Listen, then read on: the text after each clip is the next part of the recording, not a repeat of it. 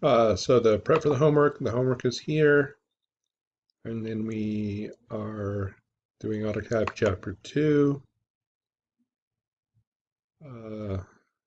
User interface and startup tutorial that will guide you through creating set millimeter. And in the book, there's the parameters for set inch. And then basically for 2.4 and 2.5, the coordinates tutorial will show you how to place a coordinate. Drawing using coordinates tool, that was basically what we did in class, as well as the printing tutorial. We did this in class. All of this basically we covered in the last class, so you can watch that video or watch the tutorials.